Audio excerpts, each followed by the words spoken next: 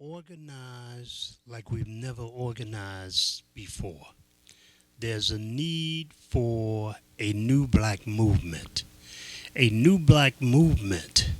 This movement would be different than any movement that we have had, though it will draw from all of the movements, significant movements that we have had over the past 50 years or so. But we need a movement that will leave no stone unturned. We need a movement that will reach across borders, that will reach across water, that will reach across historical differences between organizations here in this country and philosophical and political bickering that have taken place over the years.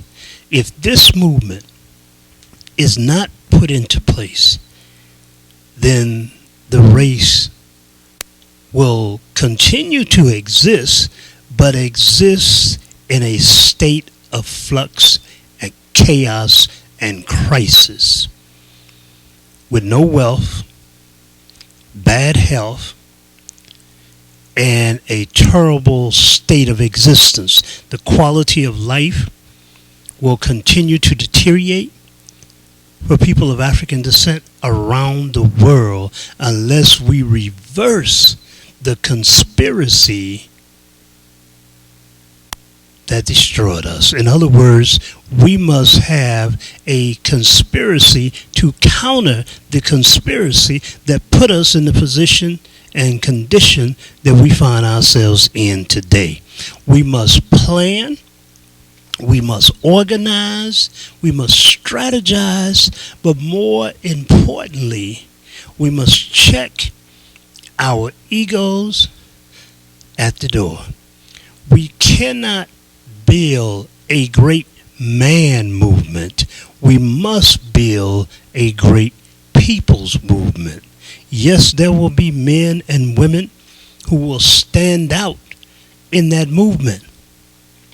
But when those men and women go astray, when those men and women are locked up, when those men and women die away, when those men and women become sick, when those men and women are no longer active in the movement must take care of them and continue to advance forward.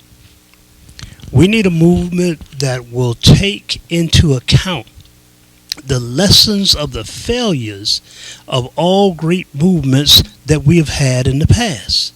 So we must look at what happened with the Universal Negro Improvement Association with the Honorable Marcus Garvey, which was one of the greatest organizations and movements that we have ever had in this country. No doubt about it. Over 900 chapters, over 9 to 11 million African men, women, and children all over the world. It is the closest thing to a universal movement that we have had. But it too had its problems, its shortcomings, and its downfall. And so we were not able to advance that organization and that movement to the greatest level that it should have gotten to, but didn't get to. So we must look at that. We must examine where the movement went wrong and how we have developed since then and how we can take things to another level as it relates to who we are and where we are at this particular point in time. We must look at the Nation of Islam and how that movement, I would say on a national level, has been one of the largest movements that we have had on a national level, and of course have transcended various time periods. And of course we must look at those two movements were based on pro-black, pro-nationalist, pro-African Senate, pro African theology, black political ideology, strong base type of organization. We must also look at those other organizations like the NAACP, SCLC, SNCC, those organizations that were based on civil rights, those organizations that were based on integration, those organizations that were integrated organizations that thrived off of the system's money and compromised several principles with the system. We must look at those organizations as well. What were the quality of those organizations? What were the success of those organizations? And how do we take whatever quality they had, whatever success they had, and integrate that not into the society that has brutalized us, not into the society that has oppressed us, but integrate that into other organizations that have been less accommodating, that have been more stronger in terms of their objective, their goal, and their analysis as it relates to the liberation struggle of black people. We must be able to analyze everything that we have done, what has worked, what has not worked, and then we must look at where we are. We must look at our state of existence, which I talk about on another track on this CD that deals with the state of the race. So we'll get into that in that particular piece. But as we try to move our people, and we have to move them all over the world. We can't just look at moving them in America. We can't just look at moving them in Africa. We can't just look at moving them in the so-called West Indies or in Europe. Wherever our people are, there must be an attempt to organize them to play a significant role in this universal movement for empowerment, for wealth and health of the black nation. We must reverse the cycle that has murdered our people, the cycle of insanity, the cycle of oppression, the cycle of death and destruction. We must reverse that cycle, taking the same route and route that the oppressor utilized to put us in the condition. So starting here and moving throughout the South and going across the water to where our people are in the islands in terms of organizing. I'm not talking about a physical migration from here to there. I'm talking about in terms of organizational reach. We must move into the islands, and then from the islands back to Africa, and then Africa to our people in Europe, and from there back here. What you have done then is to reverse the triangle slave trade of death and destruction and ma'afa,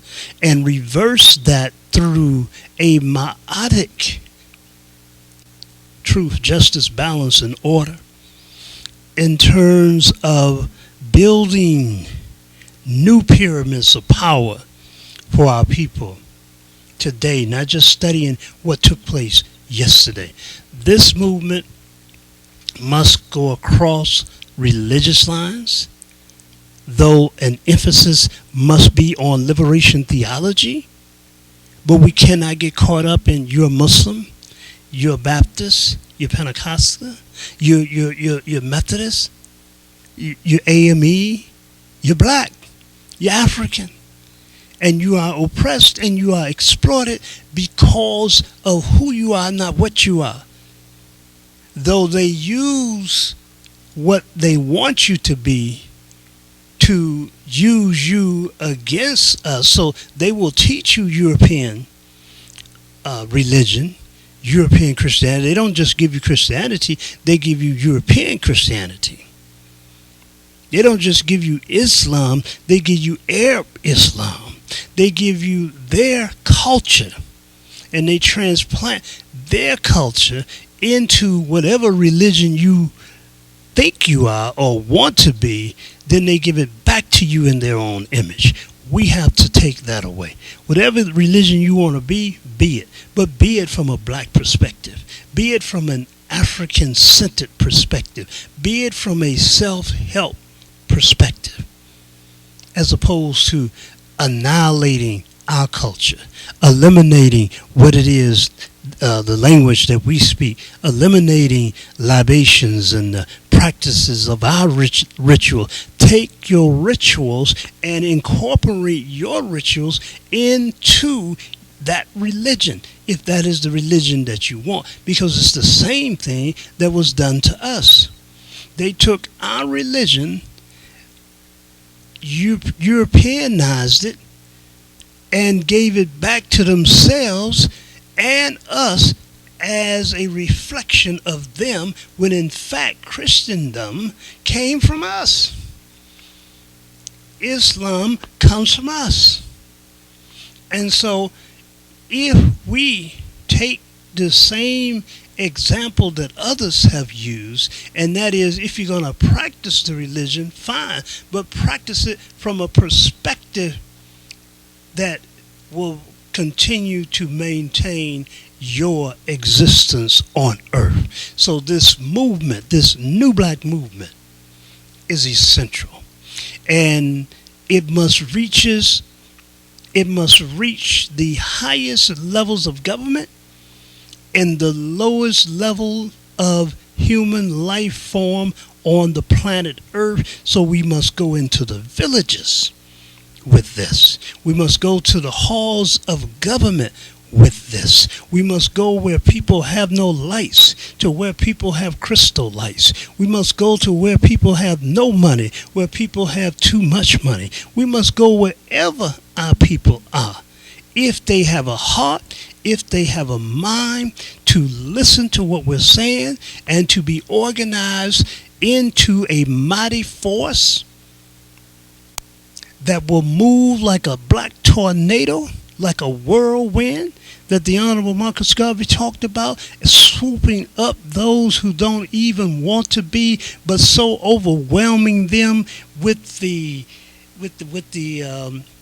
momentum and the spiritual force of a movement that refuses to allow us to die, the movement that refuses to allow us to continue to exist or subexist, but one that will lift us up, one that will help us grow and move us in a positive and progressive direction for the liberation of our people. That is the movement that we must be looking at going forward into the rest of this 21st century. So rich folks, black rich folks, should be involved in this movement. There's a role for them. We cannot just ostracize them because they got wealth, because we want wealth. We want wealth so that we can improve the health of our people, of our community, no matter where they are. We want that wealth so that we can take it and improve the health of the African man, woman, and child that is living on their knees in the mud of white supremacy and oppression, no matter where they are on the face of this earth. So we must use that. We need intelligent people. We need smart people. We need skillful people. We need the unemployed. We need the returning citizens. We need all of those who can be either love themselves and love us, or who can be converted into loving us. We cannot use the self-hater.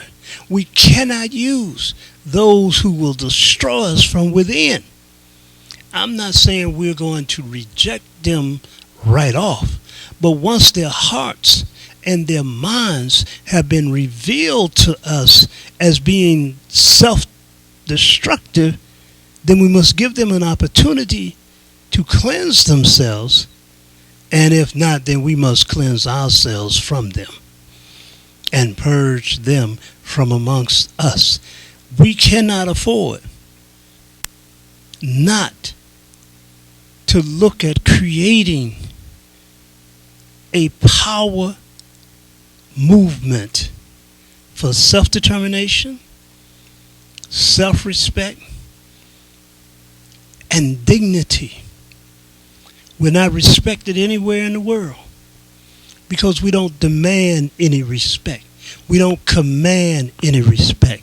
We don't use everything that God has given us, the wealth that God has given us and the natural resources that exist. We're not using that. We don't even use the sun and the rays of the sun that God gives us every day to create solar energy, to take our people out of the dark in the villages and lower parts of Alabama, Mississippi, and Georgia, where the lights are out because they can't pay the bill, or they don't have running water or flushing toilets. We have the ability to achieve these things, and we're not doing it at this time. And so this new movement for black empowerment is essential for our salvation and our self-determination moving forward into the 21st century.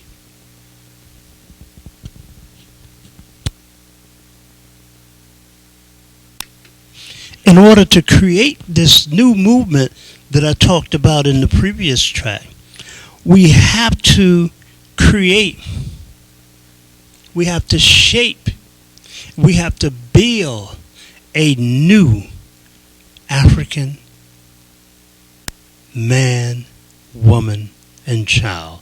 We need a new black man, woman, and child. The person that we have before us now in our communities, in our homes, in our streets, in our churches, in our schools, that person is broken. We have a hole in our souls. And in order for us to build a new movement, in order for us to build new family relations and governmental relations worldwide, we have to create a new black man, woman, and child. And that new black man, woman, and child is one who will be given much love, one who will be nurtured with love, with identity, with purpose, and with a sense of direction. A new black man, woman, and child means that we have to purposefully conspire to change this male, in most cases, that exists in our community, and bring him up to the level of his God state of existence and make him the earthbound man that he needs to be and that he was intended to be before he was stripped and left naked in the crossroads of humanity.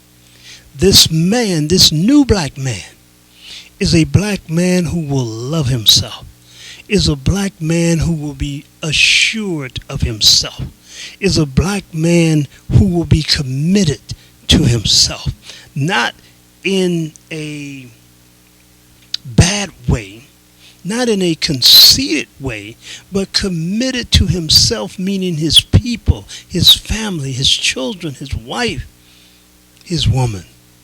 We're talking about a man who will lead when the time comes for him to lead.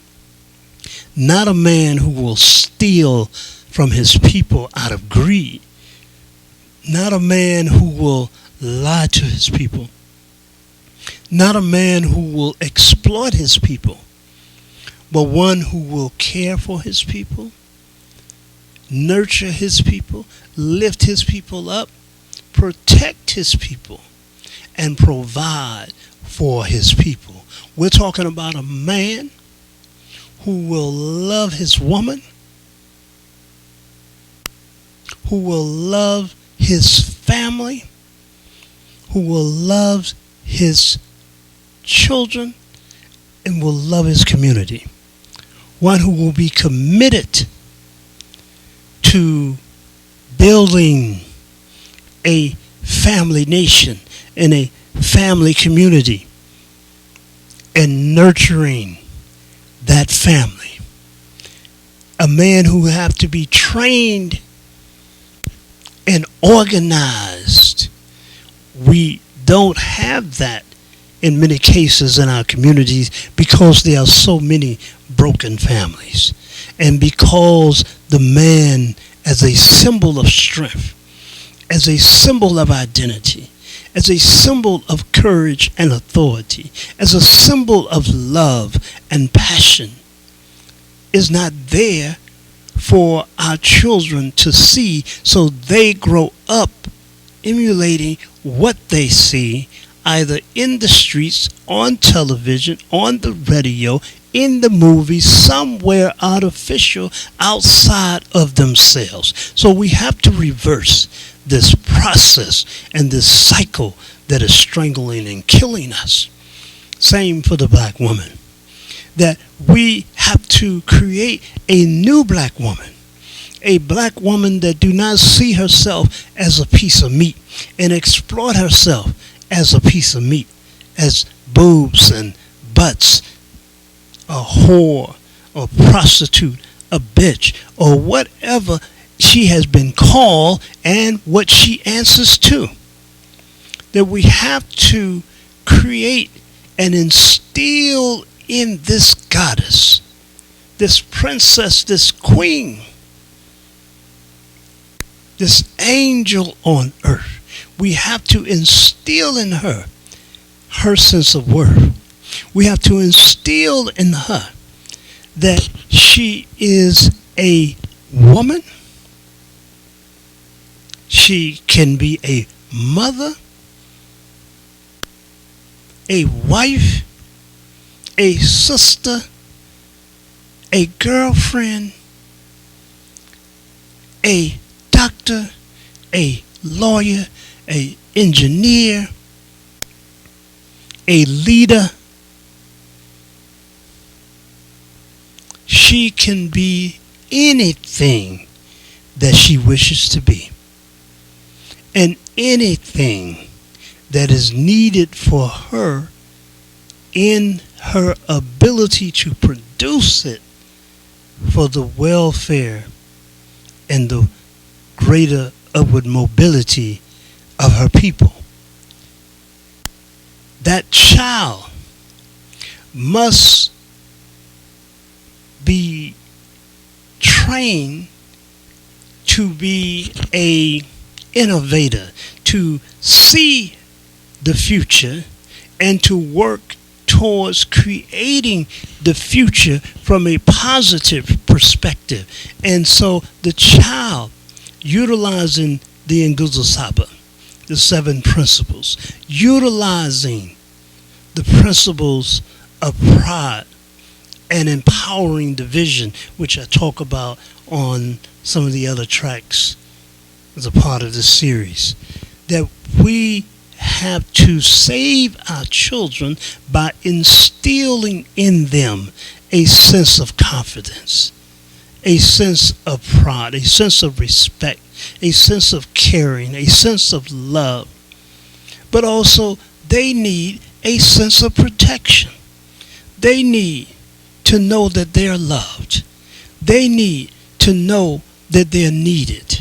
They need to know that they're cared for and that they are secure as they maneuver themselves throughout the community and even just the home.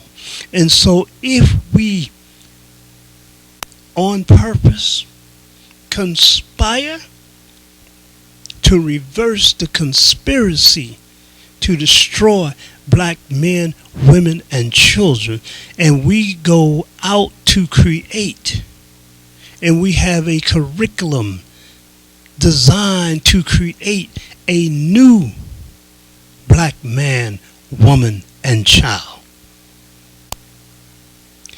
and that everyone is open to and amenable to that type of curriculum, that type of movement that will produce new husbands, new fathers, new men, new wives, new women, new mothers, new children,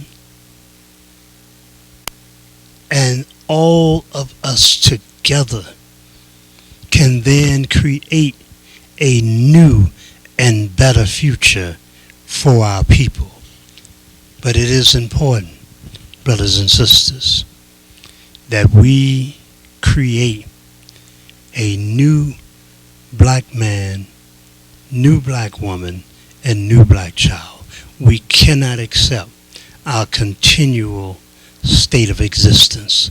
We must elevate, we must educate, we must organize, and we must free our souls.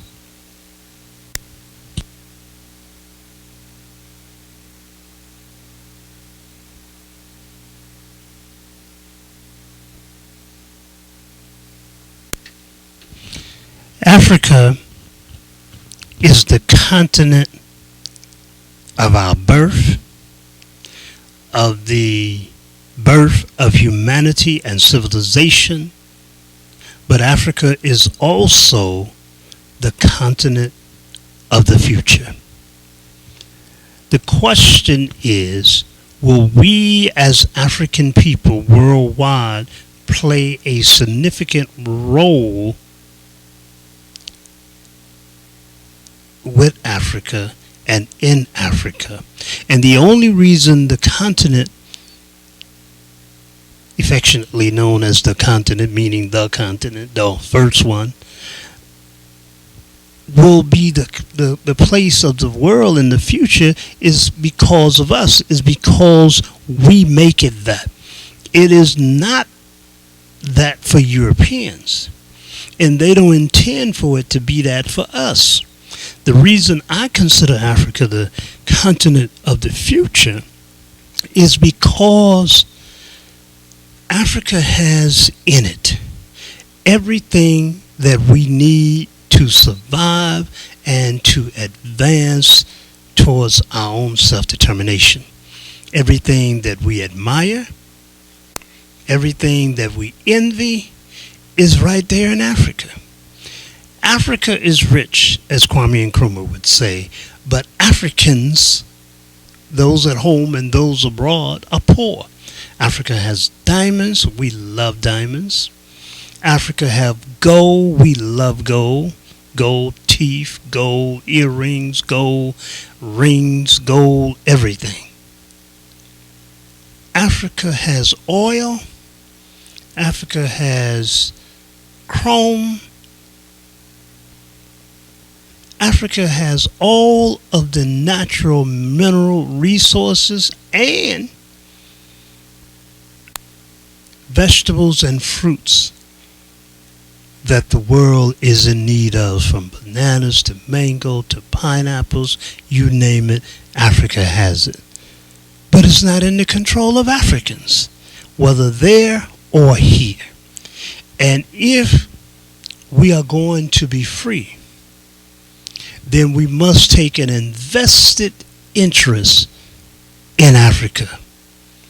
Not to exploit Africa, not to exploit indigenous African people, but to have a relationship, two-way relationship between them and us. That we understand that that is our homeland and they are there and they have been the custodians of that homeland.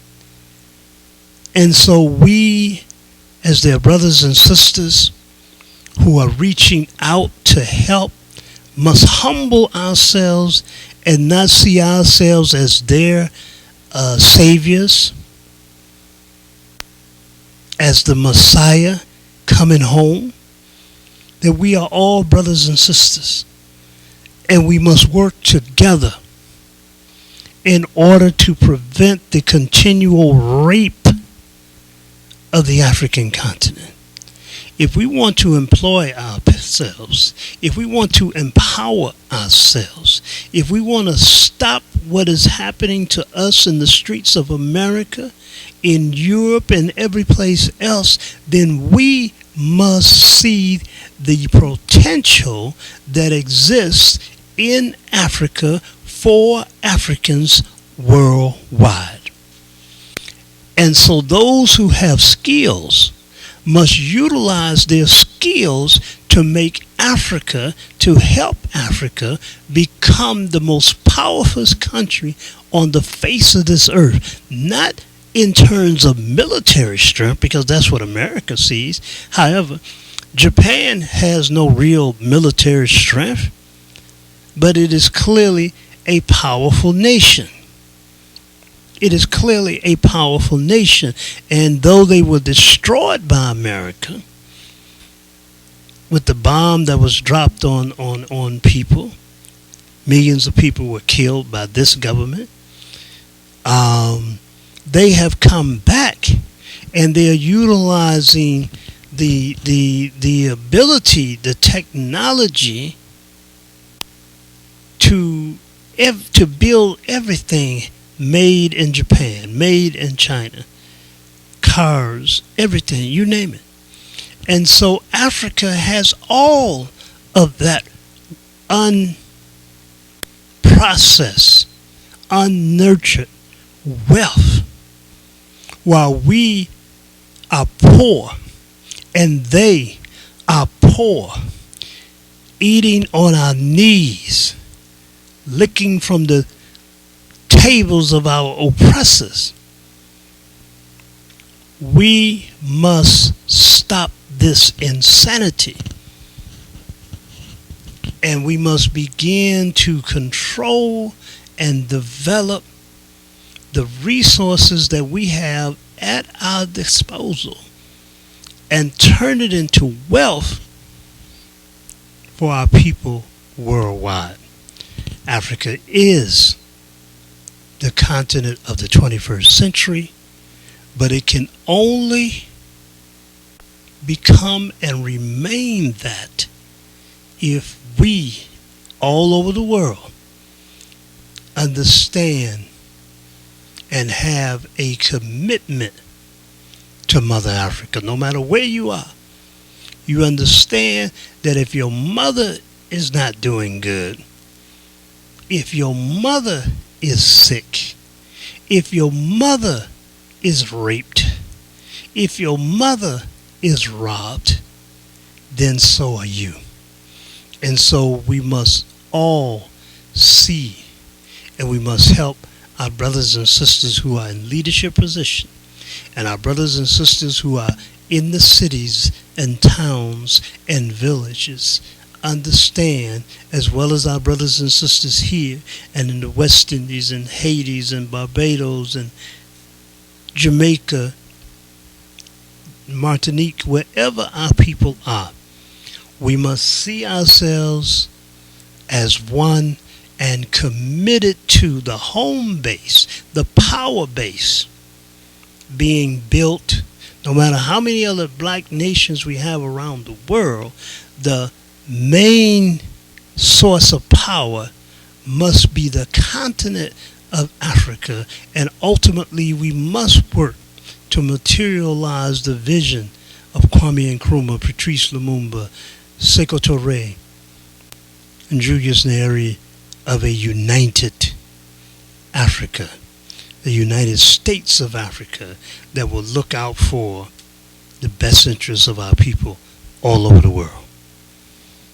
Africa is the continent of the 21st century.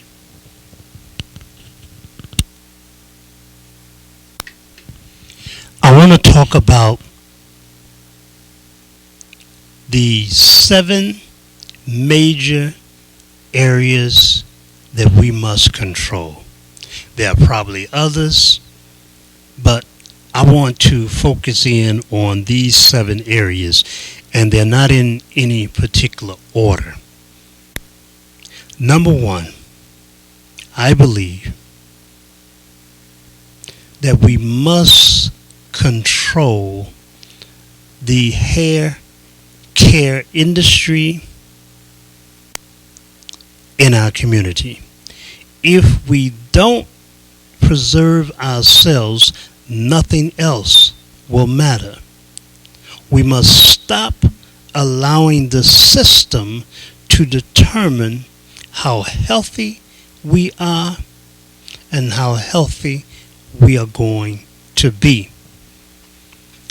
Hair care in this country is a multi-billion-dollar industry, and black hair care makes up a significant part of that. It was a concerted effort to control the hair care industry in this country. Based on research, we find that the United States government and the Korean government in the 1970s engineered a boycott on hair care products and hair coming from China in order to steer products coming from Korea into the hands of Korean entrepreneurs, and so they were able to develop a lock on the hair care industry in this country. And so they control that industry, and particularly within our community. So the hair that we wear and the hair that we fix is determined, and the wealth that is to be created is determined by someone else outside of our community. According to statistics, black women account for over 34% of the $46 billion in revenue generated in the hair care industry in America. We create jobs and make other folks wealthy while looking good on our way to the next job interview. We must reverse this cycle of insanity. If we control the hair care industry in our community, from manufacturing to retailing, we could create thousands of jobs and wealth for generations to come. We can start this process by supporting the Black-owned Beauty and Barber Supply Association, which was developed in Cleveland a few years back. And its plan to bridge the gap between black manufacturers, salons, beauty supply outlets, and the black community. Keep your money and your hair in your own community. Let me talk about another area of concern in our community, and that is health. The healthcare industry is a multi-billion-dollar industry, and it is an industry that we don't control, but we should control because we make it wealthy. We make that industry wealthy. And as I said earlier, that we cannot continue to allow others to determine how healthy we are going to be. What we put in is what we get out. How we live is how we will die. We must change our diet, both physically in terms of what we eat and mentally in terms of what we think. What we put in is what we get out. How we live is how we die.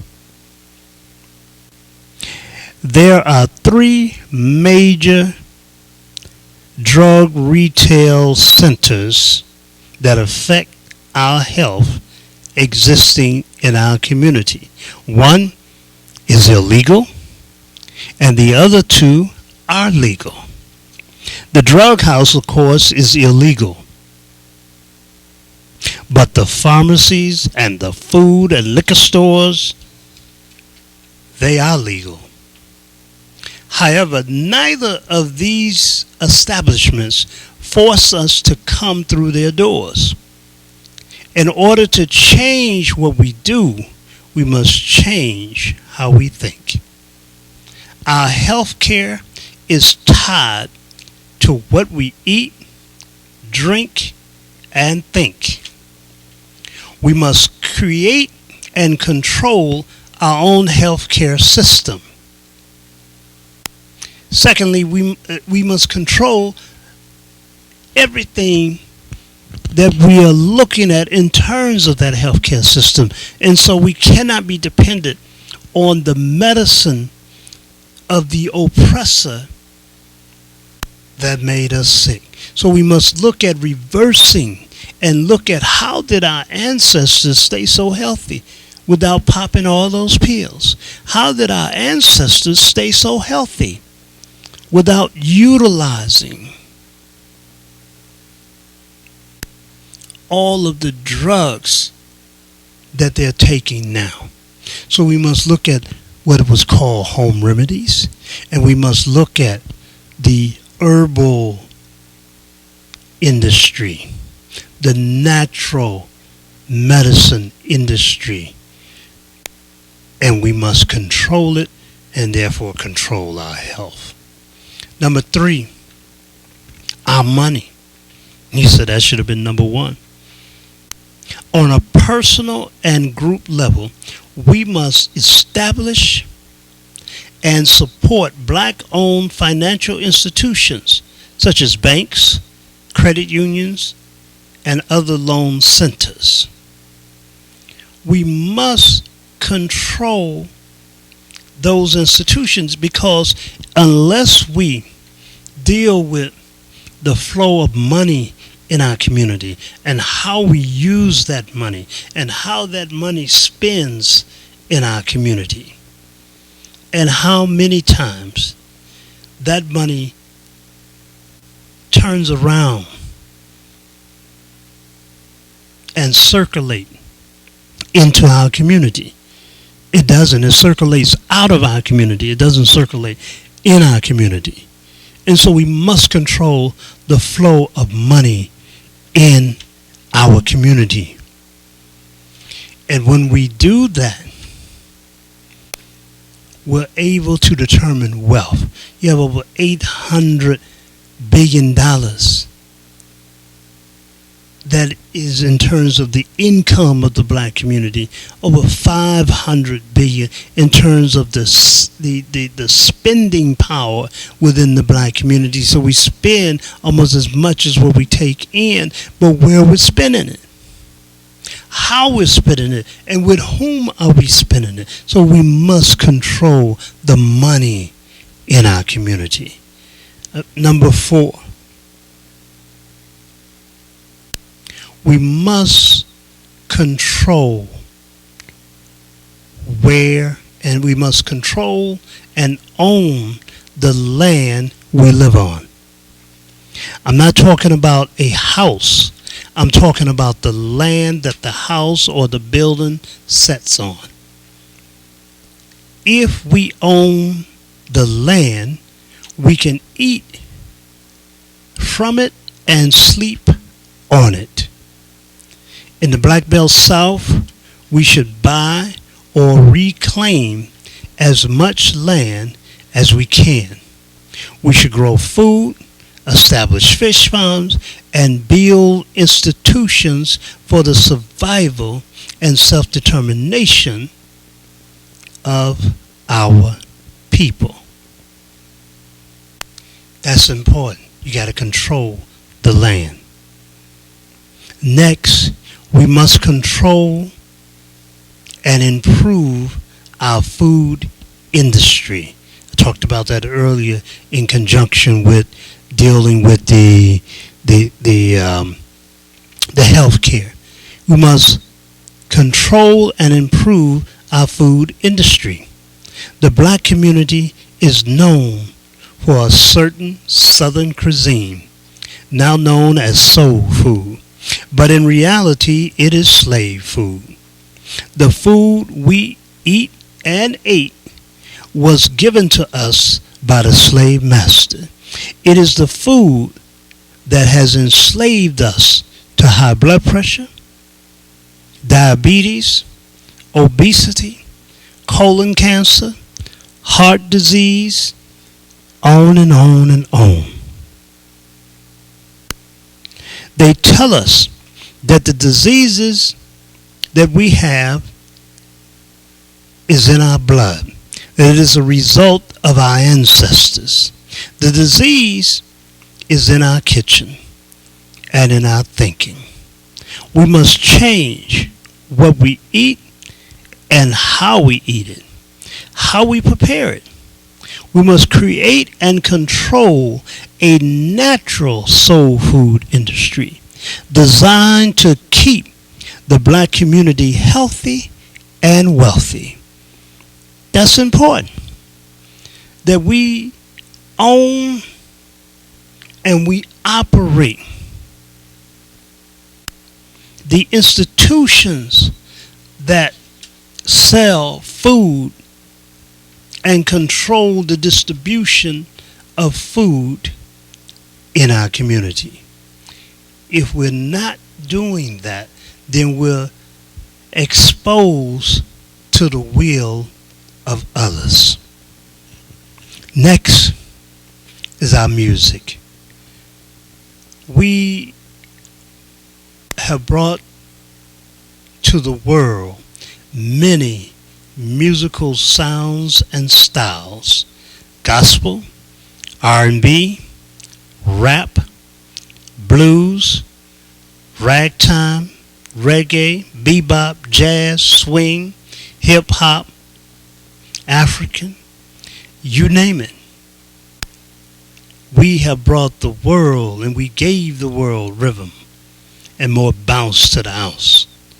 We make the music, but like all of the other items that I've mentioned, we don't control our music.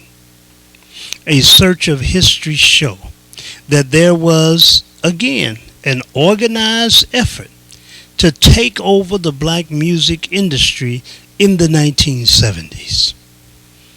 And it indicates that CBS, which only had one or two acts at that time, commissioned Harvard University to a study and to determine from that study how they, meaning CBS at that time, but the white record and music companies, could infiltrate and take control of the music industry. But one of the things that Brother Carter G. Woodson talked about is that once you control a man's thinking, you don't have to tell them to go to the back door or to make bad music or to create bad roles for black folks to play in their films. They would do it on their own. And if there is no bad role, they'll create one. And so we have that in the music industry as well when it comes to black people, black music producers as well as film producers in this country as well. That in the 70s, as I said, that they control but the control and manipulation of black music go far beyond that time period. In order to preserve this creative art form, we must support authentic black-owned and operated record companies, promoters, record shops, radio stations, independent artists, etc.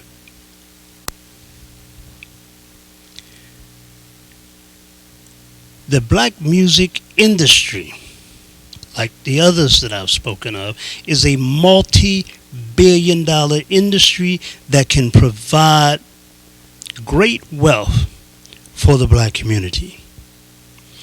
We do not have to be the poor, homeless, crumb-eating people of the world. We don't have to be that. If we just control these 7 areas that are at our fingertip. Finally, one more area of control is fashion. We are a fashionable people, and the fashion industry has gotten rich off of our fashions. When I talk about fashions, I'm not just talking about what we wear, but also how we wear it. The fashion scouts come into our community to see what we're wearing. From the t-shirts, the jeans, the hats, the shirts, the dresses, you name it. And then they go back and create a style, put it on a dummy in the window, put it in the market, and sell it back to the dummy in the street.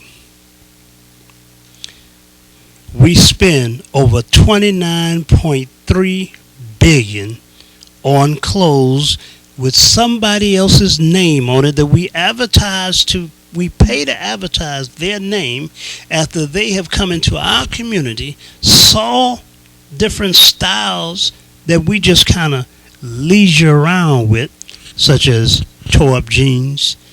We had tore jeans in many cases either because you were out there playing and you didn't have anything else, so you kept wearing them. And so the jean, the knee was tore at the knees because you're playing football and you fall down and you scrape your knees, but your mother don't have any money to get you any more jeans, so you got to keep playing with those jeans or keep you. So they see that. Then they make you some jeans already ripped up. You accidentally bleached these jeans, but you had to wear them because that's all you had. So now they pre-bleach your jeans. They wash your jeans for you.